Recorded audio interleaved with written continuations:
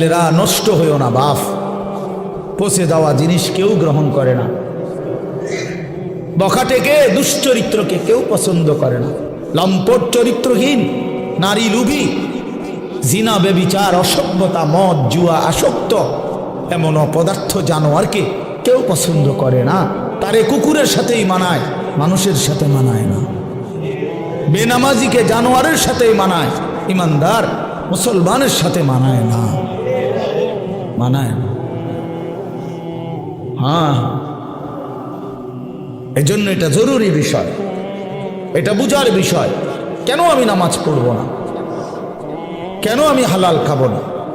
30 বছর ধরে যারা সুদ খাইতেছেন, এই বাবা সংসারের অভাব পূরণ হয়েছে তো?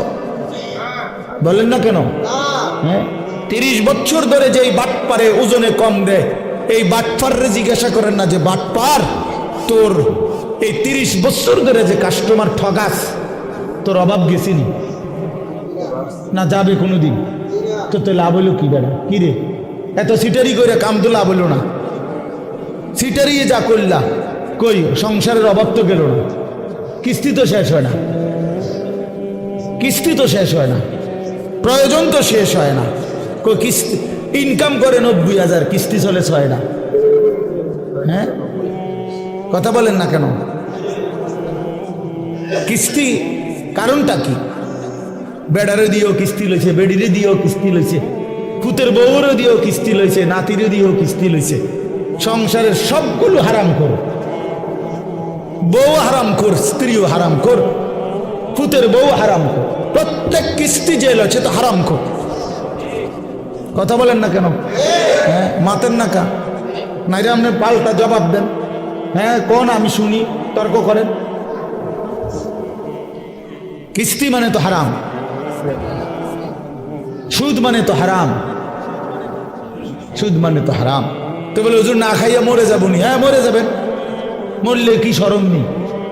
কোনো মানুষ মারা গেলে এটা কি বেজ্জতি নেই যে ছি ছি ছি জীবনে কেউ মরল না, হায় হায় রে আস্তাগফিরুল্লাহ আস্তাগফিরুল্লাহ, এরকম শরমের কথা? লোকটা মুখে গেল বলে, বলেন মরে যাওয়া কোনো শরম? তো মরে যাবে, অসুবিধা কি? আমারও তো অনেক সময় অনেকে বলে যে হুজুরে না খাইয়া কি মরে যাবে? মরে যাবেন আপনি, অসুবিধা কি? না খাইয়াই মরে যাবেন, অভাবে মরে যাবেন, ঠিক আছে, কিন্তু এরপরও তো চোখটা বন্ধ হইলে জান্নাতের দুয়ার খুলে যাবে। যে মাওলা অভাবে পড়ে গেছি তো তোমারে ছাড়ি নাই, খাইতে পাই নাই কিন্তু তোমারে ছাড়ি নাই। নবী সাল্লাল্লাহু আলাইহি সাল্লাম তো পেটে 2টা পাথর বাঁধছে। আপনারা আমাদের কার হালাত এমন হইছে ক্ষুধার কষ্টে? হ্যাঁ পাথর বাঁধছেন, বলেন 3 দিন খান নাই টানা, এমন আমাদের কারো জানা মতো, আর আমরা বাদ দেন মিয়া, আমাকেও জানা মতো বলে আমার চাচা একবার এরম হয়েছে, আমার জ্যাডার একবার এরম হয়েছে যে 3 দিনে এক লোকমা খাবার খায় নাই, এমন হয়েছে চাচা? আপনি শুনছেন চাচা? আপনি তো মুরব্বী বয়স্ক, আপনি বলেন চাচা, আপনি বলেন এমন শুনছেন কোনোদিন? কিন্তু আল্লাহ নবী সাল্লাল্লাহু আলাইহি সাল্লাম যে দিনের পর দিন 3 দিন ক্ষুধার্ত ছিলেন, এই কথা কি আপনারা শুনেন নাই? তাহলে নবীজির চাইতে ক্ষুধার কষ্ট বেশি সয়েছে এমন উম্মত তো এই 1450 বছরও এখনো হয় নাই। সাহাবায়ে কেরাম, আবু বকরের মতো দামি সাহাবী, ওমরের মতো দামি সাহাবী, হযরত আয়েশা নবীজির স্ত্রী বলেন, রাআইনা হিলালান সুম্মা হিলালান সুম্মা হিলালান। নবীজির স্ত্রী বলেন, এক চাঁদ উঠছে, এটা ডুবছে, আরেক চাঁদ উঠছে, এটা ডুবেছে, আরেক চাঁদ উঠছে, এটাও ডুবছে। কয়টা হলো? কয় মাস? 3 মাসে আল্লাহর কসমে মসজিদে বসা। নবীজির হাদিস, আম্মা জান আয়েশা বলে, মা আওকাদাত ফি আবিয়াতে রাসূলিল্লাহ নারুন। আবিয়াত বহু বচন না, বাইতুনের রাসূলের 9 জন বিবি। আম্মা জান আয়েশা স্ত্রী বলে, আমরা 9 বিবির কারো ঘরে এই গোটা 3 মাসে কোনো দিন রান্না করা চুলায় কোনো খাবার আমরা খাইনি, কোনোদিন। ফামা আইশুকুম, সাহাবী জিজ্ঞেস করছে, মা তাহলে বাঁচলেন কিভাবে? ফামা আইশ, জীবনটা চালাইলেন কেমনে? আল্লাহ নবীর স্ত্রী বলেন, আত্তামারু ওয়াল মা, খেজুর এবং পানি। 3 মাস খেজুর এবং পানি, সকালও এটা, দুপুরও এটা, রাতেও এটা, শনিবারও এটা, রবিবারও এটা, সোমবার, মঙ্গলবার, বুধবার, বৃহস্পতিবার, শুক্রবার, প্রতিদিন একই জিনিস। এভাবেই জিন্দিগি পার। পানি, খেজুর, খেজুর, পানি। খেজুরও তো অল্প, 1টা 2টা 8টা। খেজুরের দানা বাইটা পিসাইয়া পাউডার বানায়া সাহাবায়ে কেরাম খেজুরের দানা পানি ভিজায়া ছাতুর মতো বানায়া তারপরেও খাইছে। হ্যাঁ, এই জন্য আমার বাপ, আমি আমাকেও বলছি, আপনাকে শুধু না, আমরা আমাদেরকেও বলি, নিজেকেও বলি, নিজের ঘর পরিবার নিয়েও আলোচনা করি। তাহলে আমরা প্রত্যেকে ইনশাআল্লাহ আমাদের জিম্মাদারি মনে রাখেন। কু আনফুসাকুম, আমি যে কথার থেকে এতগুলো কথা বললাম, অর্থ হলো নিজের ফিকির করা, আমার ইমান, আমার আমল, আমার আখেরাত, আমার স্ত্রী সন্তানের ইমান, আমল, আখেরাত, আমার বাপ। এবার আমি শেষ অংশে কথাটা বলতে চাই, এটা আমরা যারা এখানে যে কয়জন মনোযোগ দিয়ে শুনছেন, আমি সবাইকে বলি, আমরা এটা মনে রাখতে হবে, আমরা মুসলমান, আমাদের জীবন আখেরাত, আমাদের জীবন দুনিয়া হবে না। আমার একবার বিশ্বাস করেন, 200 কোটি মুসলমান আমরা যদি রাত দিনও পরিশ্রম করি দুনিয়া উপার্জনের জন্য, আল্লাহর কসম, খোদার কসম, কাফের বেঈমানের সমপরিমাণ দুনিয়া আল্লাহ আমগরে দিবে না। এটা আল্লাহর ওয়াদা, দিত না। মানে আমি হেবারে কইলাম শাহাদাত ভাই, আপনি যদি মাথাও ফাড়াই এলাম, আমি টাকা 500 যে চাইছেন আমি দিতাম না বেটা। এবার তুমি যেটা মনে করো এটা করো, আমি কইলাম দিতাম না, দিতাম না, তখন আমি কেমনে নিবেন আপনি আমার টেয়াটা? কথা বুঝেন নাই আমার? আমি যে কইছি, একবারে কসম করে কইছি যে আমি টেয়াটা দিতাম না। তো আল্লাহ বলছে, বান্দা দুনিয়া আমি তোমাদের ইমানদারকে দেব না বান্দা পুরা, এটা আমার ওয়াদা, আমি দেব না দুনিয়া, আমি দেব আখেরাত।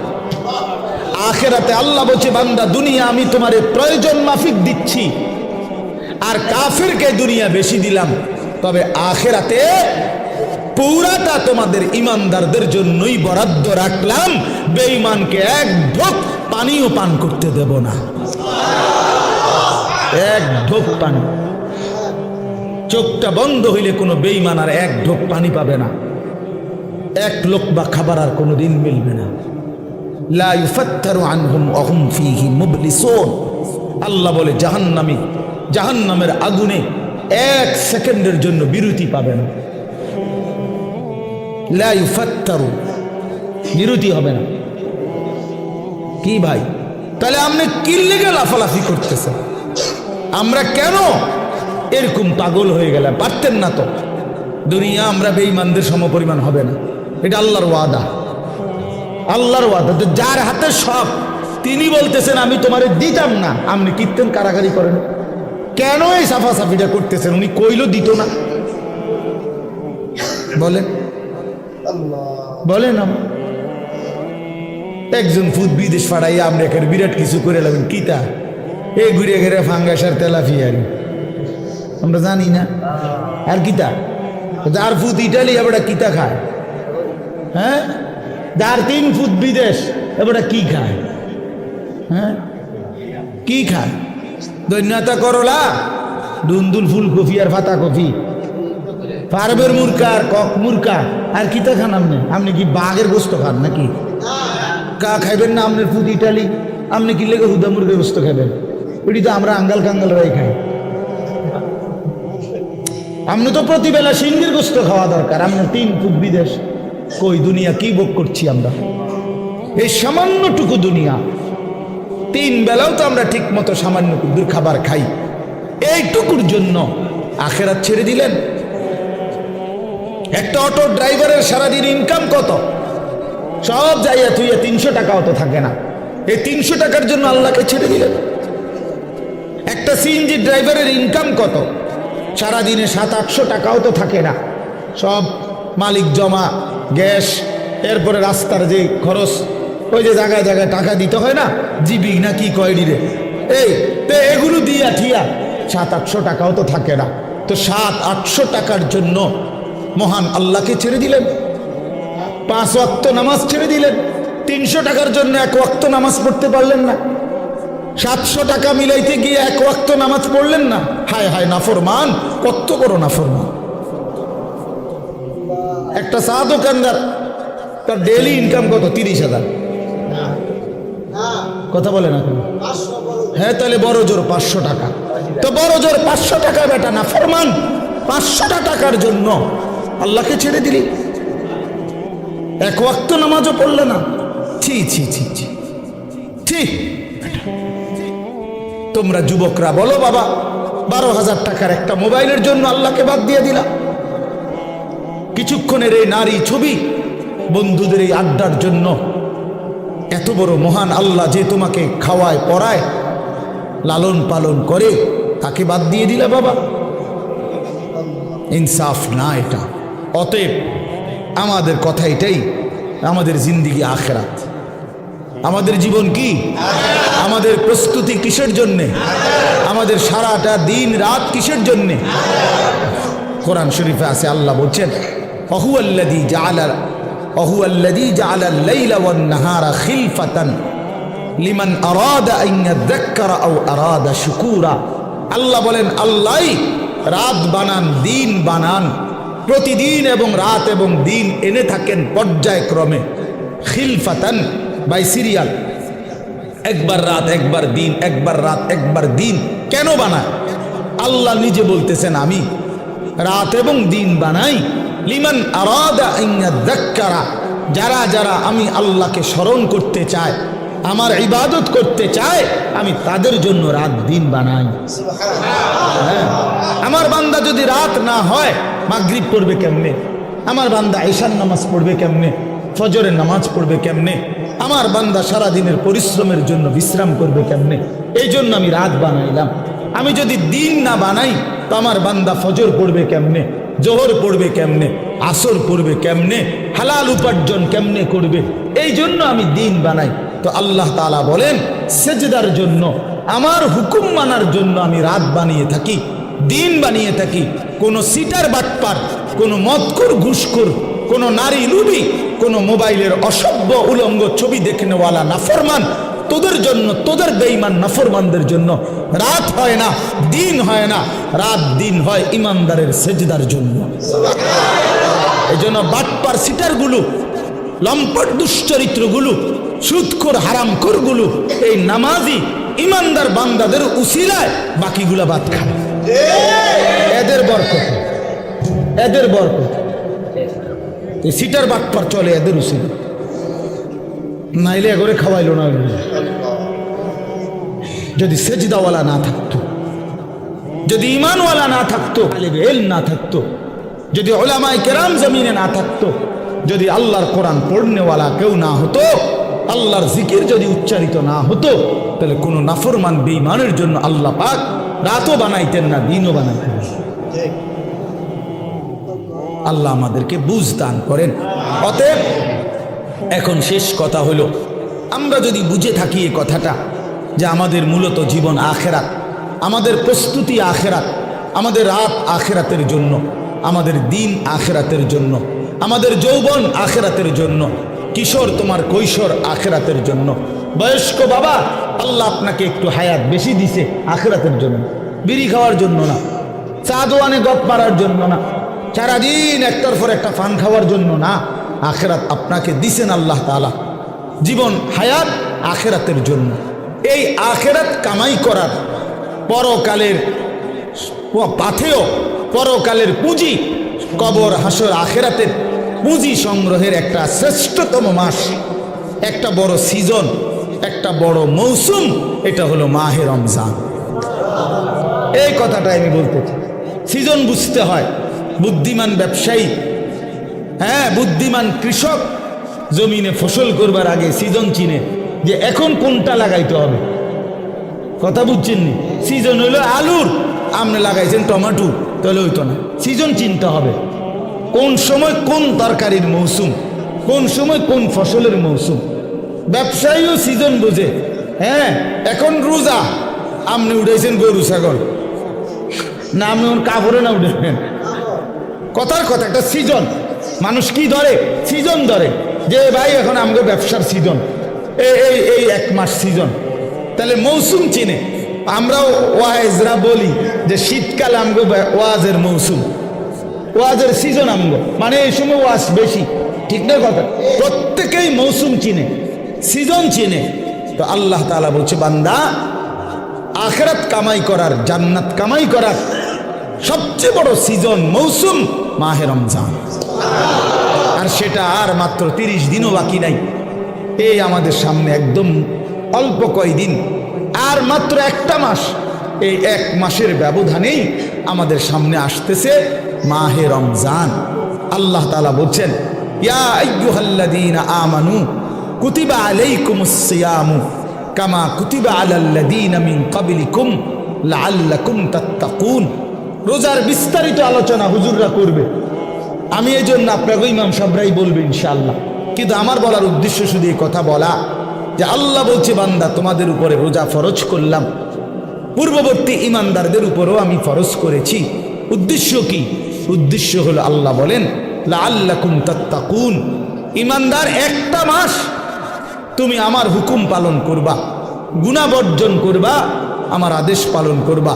রোজা, নামাজ, ইফতার, সাহারি, 20 রাকাত তারাবি, ভোর রাত্রে কিছুটা তাহাজ্জুদের নামাজ, সেজদা, দোয়া, কান্নাকাটি, জিকির, তেলাওয়াত, জাকাত, ফিতরা, দান, সাদাকা, শবে কদর, রমজানের শেষ দশকের এতেকাফ, এতগুলো ইবাদত দিয়ে আমি সিজনটা সাজাইছি, রমজানটা সাজাইছি।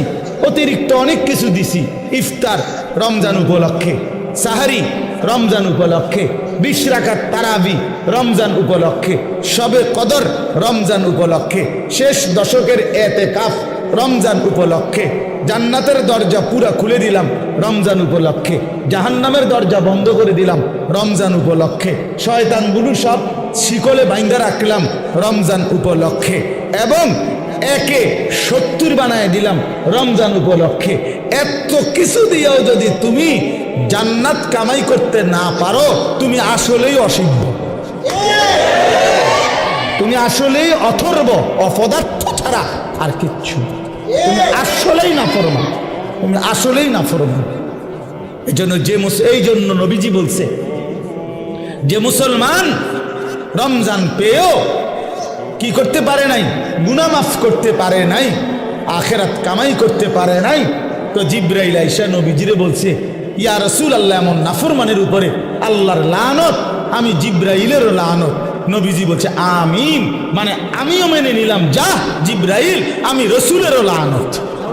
এই জন্য রমজানকে যে কদর করে না, রমজানেও গুনাহ, চুরি, ডাকাতি, ওজনে কম দেয়, সুদ খায়, কিস্তি নেয়, ওই ছেলেরা তোমরা নাচ গান, মোবাইল, ছবি এই নিয়েই পড়ে রইলা, মা বোনরা বেপর্দা করে রইল, মানে যে যেমন আছে এমনই রয়ে গেল। তো তার উপরে আল্লাহর লানত, ফেরেশতার লানত, তোর নবীর লানত, তোর উপরে খোদার গজব, তোর উপরে আল্লাহর লানত।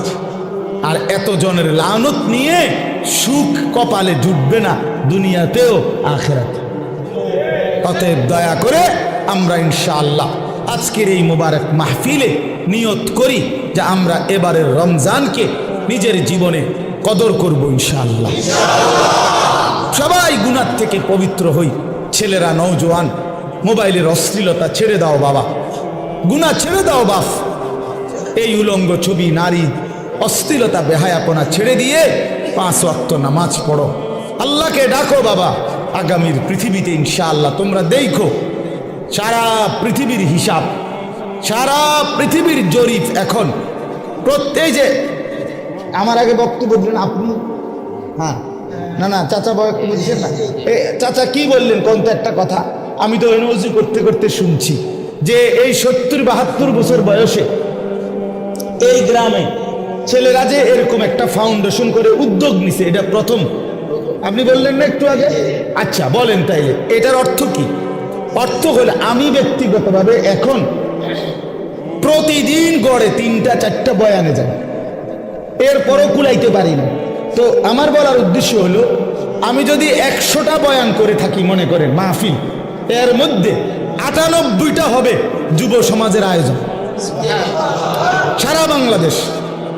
কথা, গতকালে আমি মহেশখালী ছিলাম, এই যেখানে কক্সবাজার মহেশখালী নাম শুনছেন না? মানে বাংলাদেশের বড় একটা তাপ বিদ্যুৎ কেন্দ্র হইতেছে ওইখানে, ওইখানে মাতার বাড়ি, তো ওইখানে ছিল।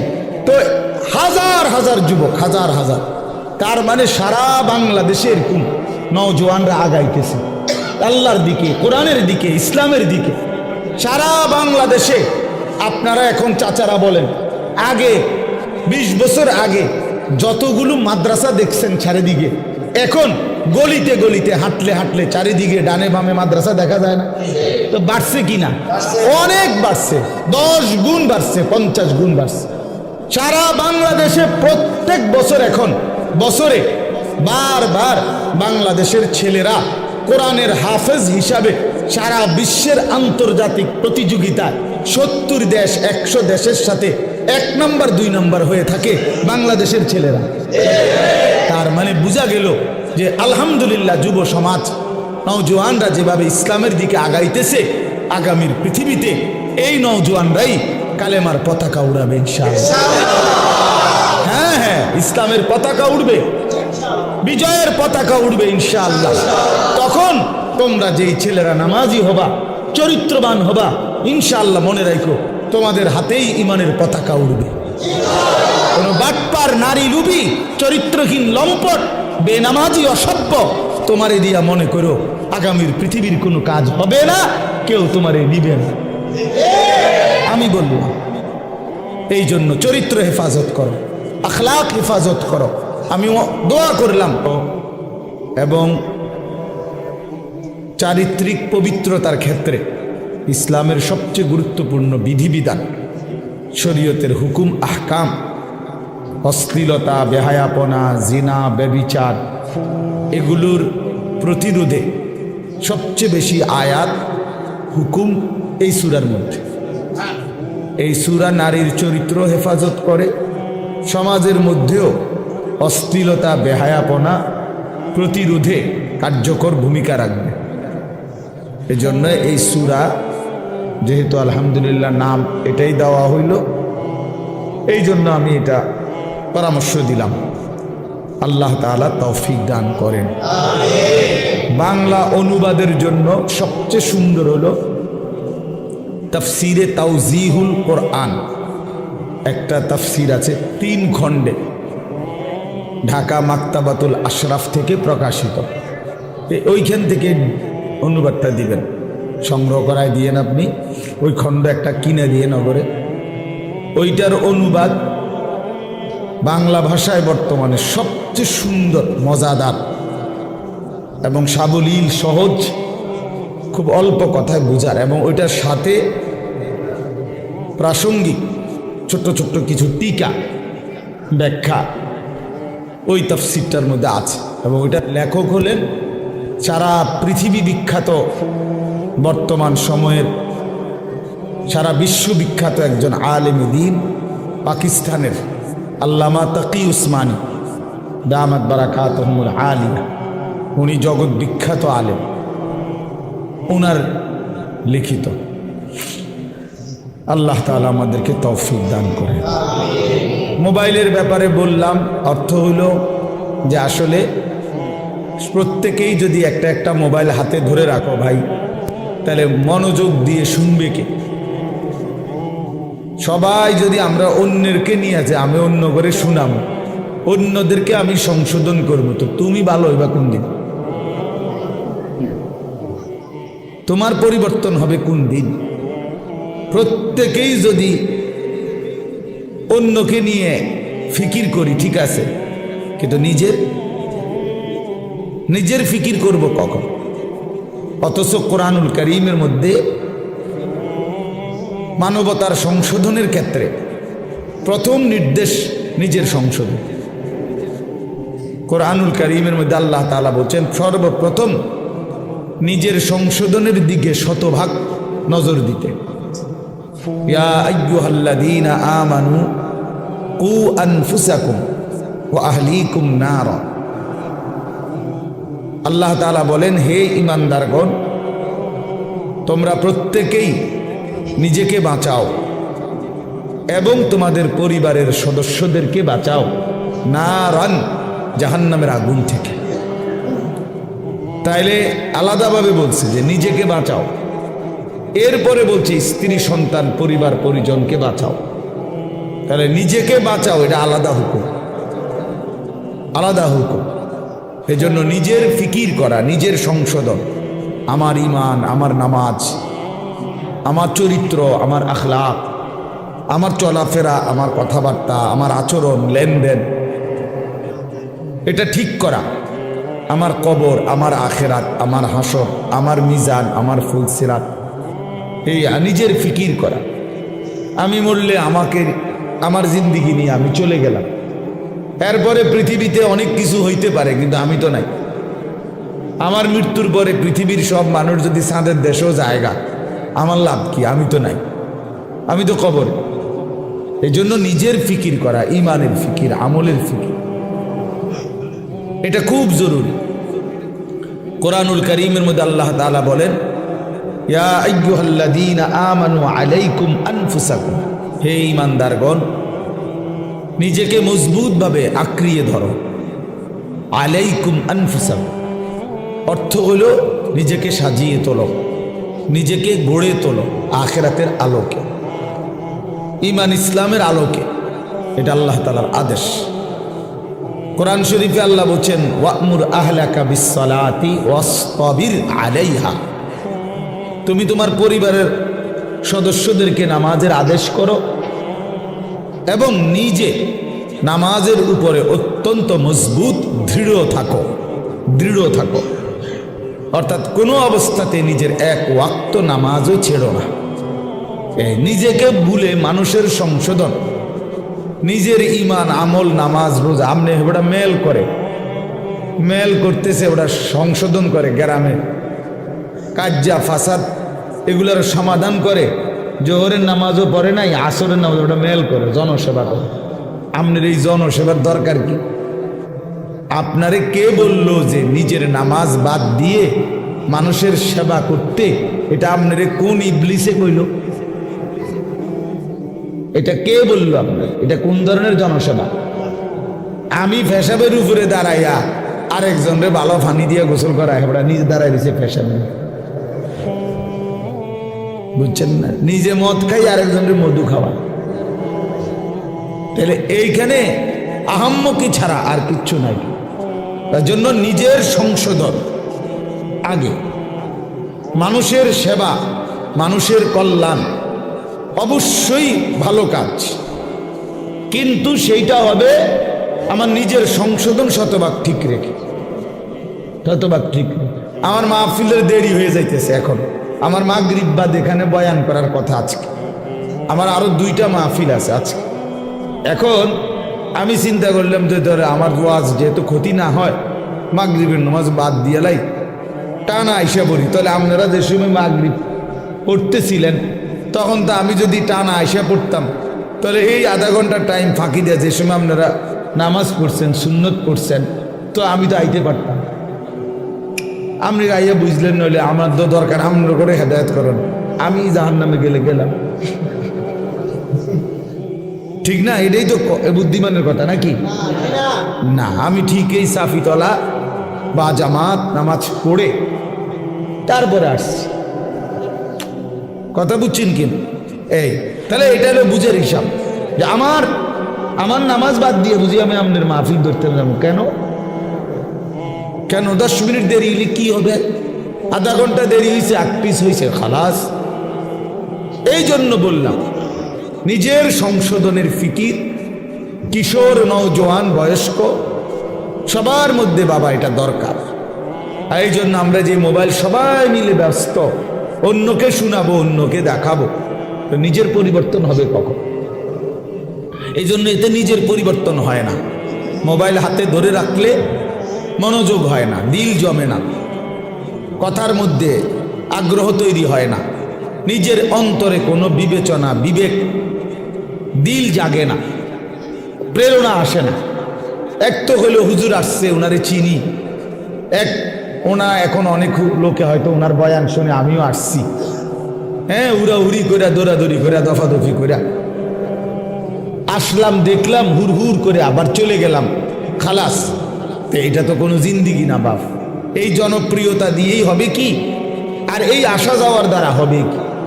মানুষ জমলো 10 লাখ, মানুষ জমলো 10,000, কিন্তু যার মতো, আমি আমার মতো, উনি উনার মতো, প্রত্যেকেই আগের মতো। তো লাভ হইল কি? বললো কারে, শুনলো কারে, আয়োজন করলো কার জন্য? তাই ইনসাফের কথা বলেন। যিনি বিড়ি খায় উনি বিড়িয়ে খায়, যিনি সুদ খায় উনি সুদে খায়, যিনি মিথ্যা বলে তিনি মিথ্যাই বলে, যিনি কথায় কথায় গালি দেয় তো আপনি গালিই দিচ্ছেন, যার দোকানে টেলিভিশন, চা দোকানে নাচ গান চলে তো চলতেই আছে, যার ঘরে পর্দা পুশিদা নাই, বউ বাচ্চার, স্ত্রী কন্যার, তো সেইভাবেই চলতেছে। যার ছেলে নামাজ পড়ে না তো পড়েই না, যার মেয়ে পর্দা করে না তো করেই না। তো এই ইমাম সাহেবদের এই প্রতি সপ্তাহ বয়ান তাহলে কার জন্য, কাকে করে এগুলো? এই কোরআন আল্লাহ তাআলা তাইলে কার জন্য নাজিল করলেন? চাঁদের দেশের মানুষের জন্য? তাইলে রাসূলুল্লাহ সাল্লাল্লাহু আলাইহি ওয়াসাল্লামের 23 বছরের মেহনত কার জন্য? তাই কাকে তিনি, কার জন্য তিনি এই কাঁদলেন, এই চোখের পানি ফেললেন, তায়েফের এত রক্ত ঝরাইলেন, পেটে 2টা পাথর বাঁধলেন ক্ষুধার কষ্টে, ঘরের চুলায় 3 মাস, নবীজির স্ত্রীরা বলছে টানা 3 মাসও গেছে, কোনো দিন 3 মাসে ঘরের চুলায় রান্না করা কোনো খাবার খাই নাই আমরা।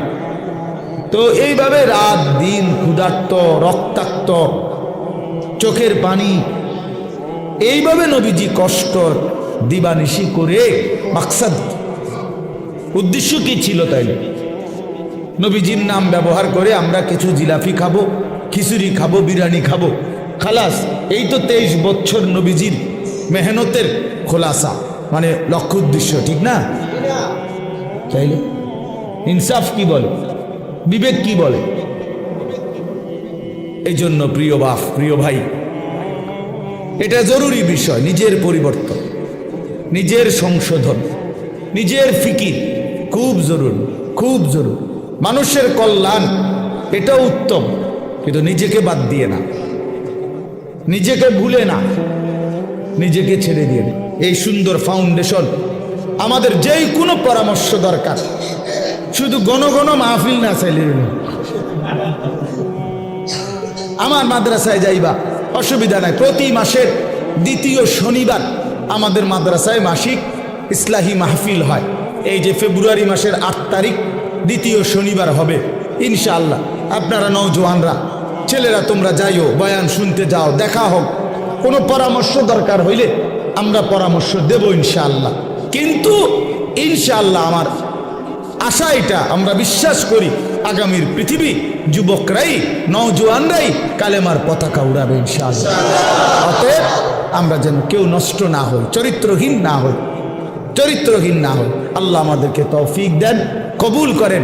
আজকের এই মুবারক মাহফিলকে আল্লাহ তাআলা ভরপুর বরকত দান করেন।